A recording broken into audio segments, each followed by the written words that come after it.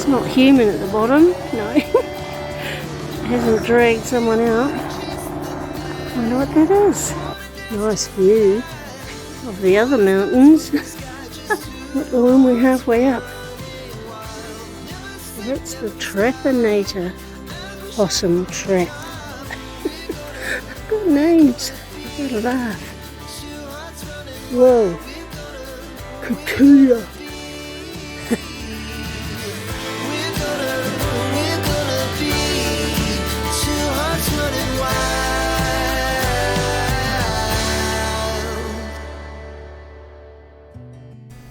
Today our adventures have taken us back to Taranaki, where we turned left at Egmont village and headed toward the mountain.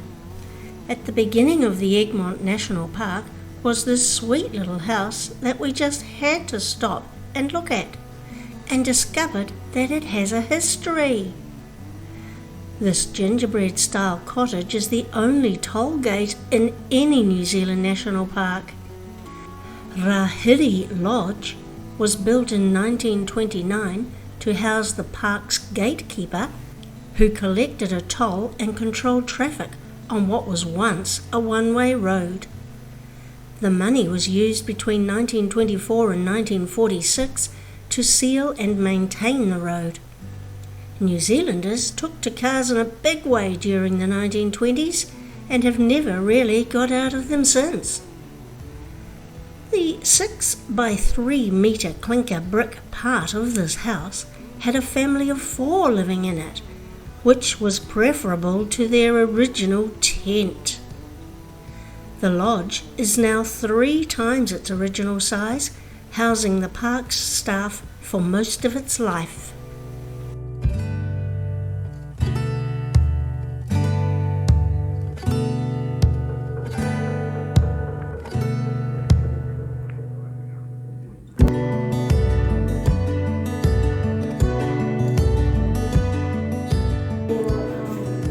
What are you pushing? Visitor centre, and which that's shown up. What else is there? Hey, we were at this before. Oh look, that's where it is. We did that Manganui ski centre. And it's there, that's where we were. With the new bridges. It's over here. Oh look, Hoakai. We've been there too. Oh, that's where it is. Isn't that interesting? A hut next to the Tarn hut.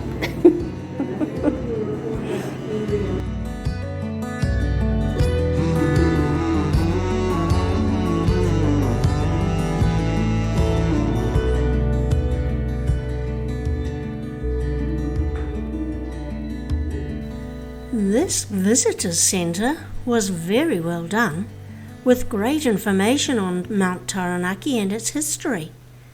And anyone familiar with this area knows about Dawson Falls, that's not far away from here, and they're named after Thomas Dawson, who paid more attention to the mountain than to his job as the postmaster in South Taranaki. He and 3 other men would accompany 19-year-old Fanny Fantham from Hawara on her only climb to the summit to be the first European woman to reach the peak. Hence, Fantham's Peak is named after her. Wind gusts of 185 kilometres per hour have been recorded here up Taranaki, and it shows in the mountain cedar trees. It also rains a lot, just as much as at Milford Sound, getting a record-breaking 10,652 millimetres back in 1998. New Plymouth's average temperature is 13 degrees Celsius, and North Egmont is 9 degrees, and at the summit an average of -1 degree, with a climate like Antarctica. Mt Taranaki hasn't erupted for 250 years now, but it's not extinct. Volcanic events have shaped Mt Taranaki over the years, forming the Ring Plain, Phantom's Peak, rivers and gorges in the area.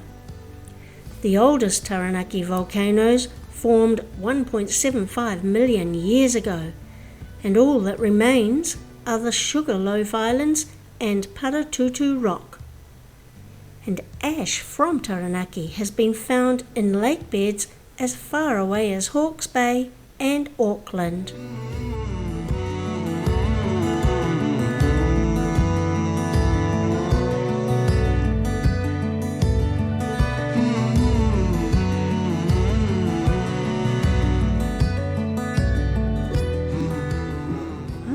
Good job with this, eh? If the mountain could speak. I've done a good job with this visitor centre. What a view. Yes, it is.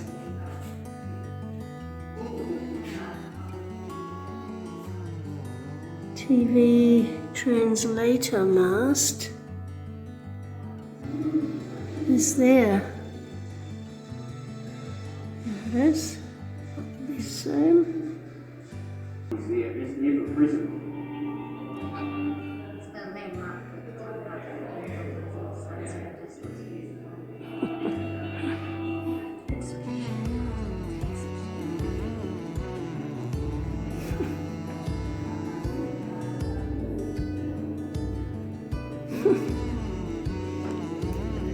Prison building, hey.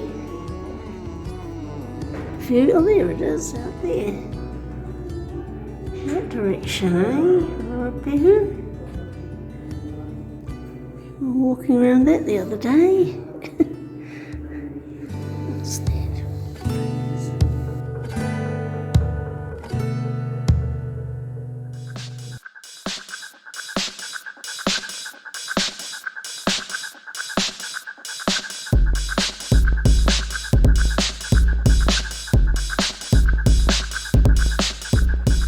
Leaving the visitor centre now to go for a little walk this way. Slippery when wet and icy, no worries today.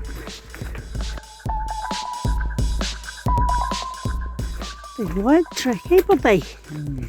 We can walk together. How nice is that?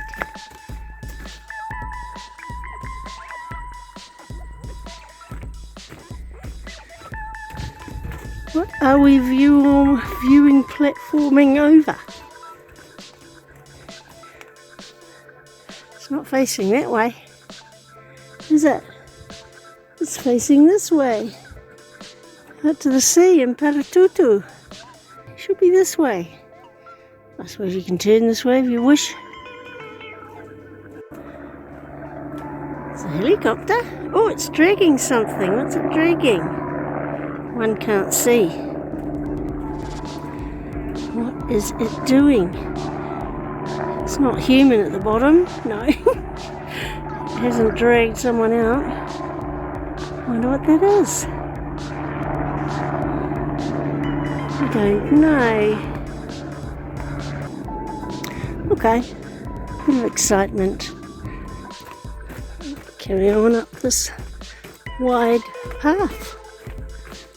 See where it takes us to. We've been to the Poakai hut. Don't need to go there. So we can just go that way. What's up here? In 1855, a request for 9 iron houses as accommodation for military troops in New Plymouth during the time when Maori factions were taking place. The barracks were used for 18 years on Marsland Hill. Then, when the feuding tribes had settled, the barracks became temporary housing for immigrants. But by 1892 the buildings were no longer required, so were destined for demolition except this one, which was relocated to this site, becoming an alpine visitors accommodation centre, and named the Camphouse. This building was one of only a few surviving military, historic from the 1860s New Zealand Wars, and the building is clad in handmade corrugated iron, reputed to be the oldest corrugated iron in the world, and is also the oldest building in a New Zealand National Park, and the oldest remaining example of a prefabricated building in New Zealand too. Nice view of the other mountains, not the one we're halfway up.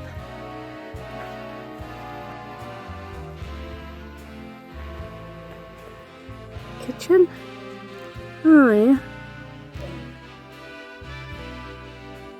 Aha, here's our track up there, go to the monument and a little nature walk. How sweet.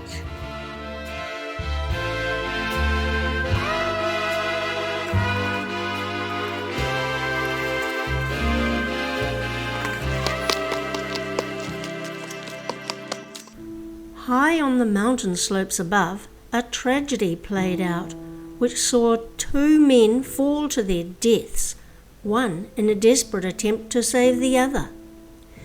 It was 1918 when Arthur Amury, his wife and 2 friends, while climbing the mountain, heard a cry for help. Above them were a group of inexperienced climbers when one William Gourlay slipped on the ice and started falling the 30 metres toward Arthur. Driving his alpenstock, which is a long wooden iron-tipped pole, into the ice, Arthur braced himself and caught the falling man. But tragically, the force was too great and the alpenstock snapped, and both men slid over the cliffs below to their deaths. Arthur was a skilled and respected mountaineer and a father of 4, and for this heroic act he was posthumously awarded the Albert Medal in 1919, that civilian equivalent of the Victoria Cross. And that same year this memorial was unveiled, and the cliffs above were named the Ambury Bluffs in his honour.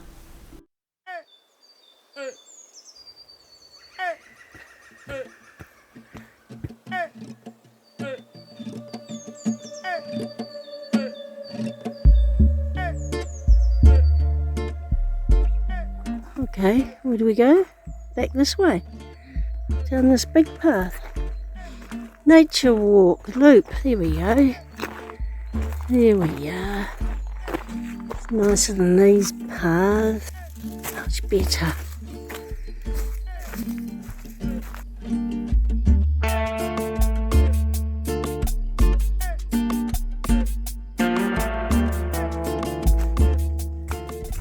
Is there water? Nope, dried up. Hasn't rained enough. Oh, there's dribble. Dribble of water. Huh. I know, it's gorgeous. Beautiful big tree.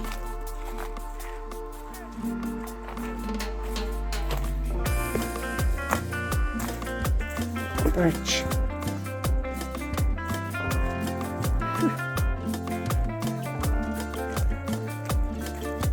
No water here either. It's just like a bridge over troubled waters. No water. Oh, tragic. Oh, we're here. We're out of our little walk. Oh, I hear cars. Bobby, over here. Visitor centre again.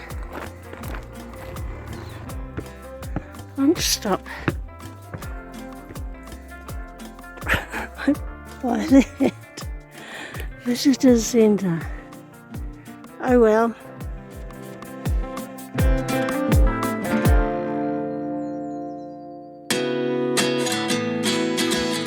See how truthful Connaught loop track is. See if it takes us 40 minutes, eh, Bobby? You know what we're like. Here we go. Oh well. Goat control. Jingoes. I love seeing the goats in our forest.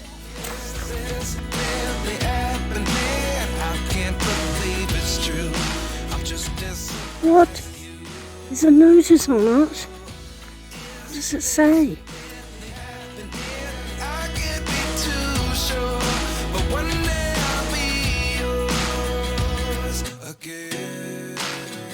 Hey, all the traps are set, it's saying. Is that one there?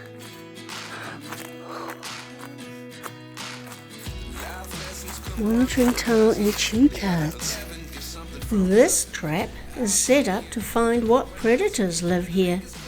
An ink pad will leave footprints and peanut butter chew cards will leave teeth marks.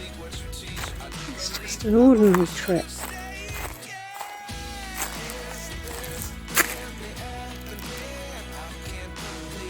Monty from Leopardton School raised the funds for this trap to catch stoats and rats.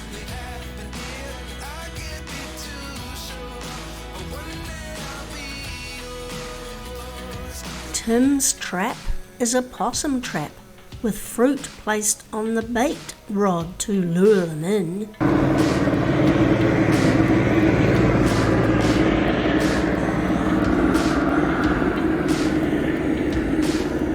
Going to pick up its next load, huh? What's that one about? Good nature rat and stoat trap. This trap is gas powered and self-resetting and can kill up to 24 predators before needing to be checked. There's over 2,000 of these traps in this park. That's a world record. What is this? Lovely.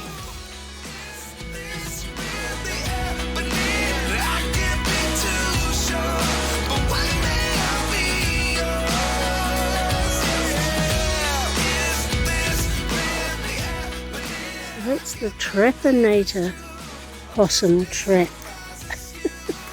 Good names.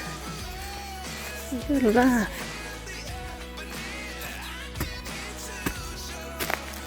Ooh, that's a big one. Live catch cage trap. Whoa.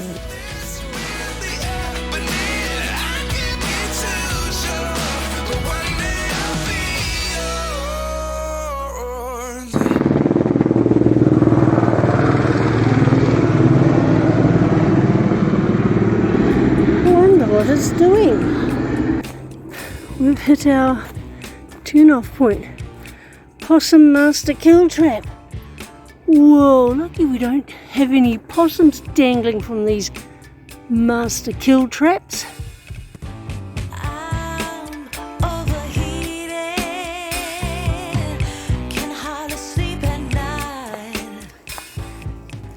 Back to go. 15 minutes it says. Oh, I haven't looked at the clock.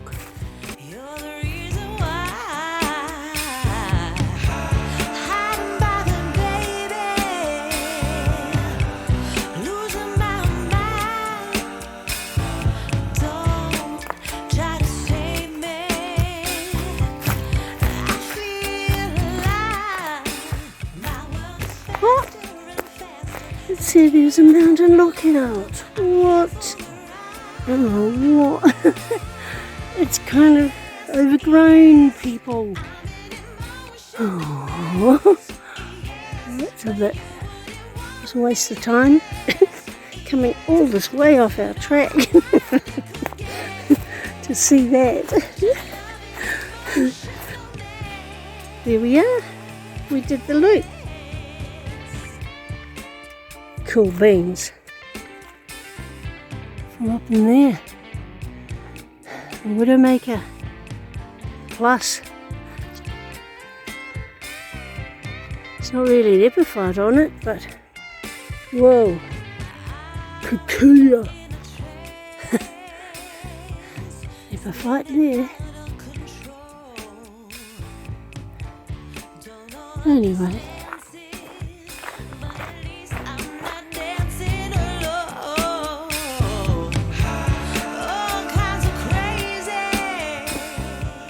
We did it. Oh, and the time is 1:26. It was only half an hour roughly. Not 40 minutes. Normal walk for us. Yay! We like normal.